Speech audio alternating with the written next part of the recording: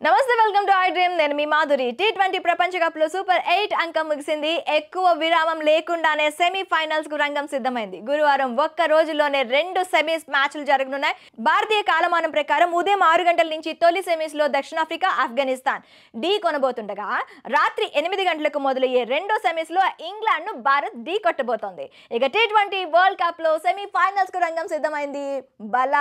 బలగాల్లో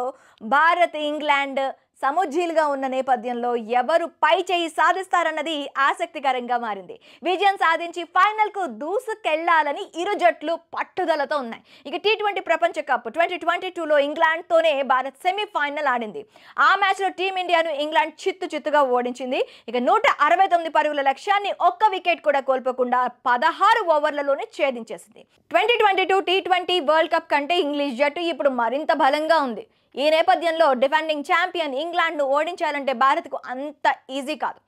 ఇంగ్లాండ్ను ఓడించాలంటే అత్యుత్తమ జట్టుతో భారత్ బరిలోకి దిగాల్సి ఉంది ఈ క్రమంలో టీమిండియా మేనేజ్మెంట్ తుది జట్టులో ఓ మార్పు చేసే అవకాశం ఉన్నట్లు తెలుస్తోంది టీ20 ప్రపంచ కప్ 2024లో రవీంద్ర జడేజా నిరాశపరుస్తున్నాడు బౌలింగ్ బ్యాటింగ్ విభాగాల్లో తేలిపోయాడు ఈ నేపథ్యంలో జడేజా స్థానంలో స్పెషలిస్ట్ బ్యాటర్ సంజు శాంసన్ జట్టులోకి వచ్చే అవకాశాలు ఉన్నాయి గయానా పిచ్ బౌలింగ్ తో పాటు బ్యాటింగ్ కి కూడా అనుకూలిస్తుంది అందుకే శాంసన్ ను తీసుకుంటే భారీ స్కోర్ లేదా భారీ ఛేదనను చేయొచ్చని భారత్ భావిస్తుంది ఇంగ్లాండ్ జట్టు పటిష్టంగా ఉండడంతో శాంసన్ ను తుది జట్టులోకి తీసుకోవాలనే డిమాండ్స్ కూడా వినిపిస్తున్నాయి మరి కెప్టెన్ రోహిత్ ఏ నిర్ణయం తీసుకుంటాడో వేచి చూడాలి టీ20 ప్రపంచ కప్ 2024లో సంచలనం ఇది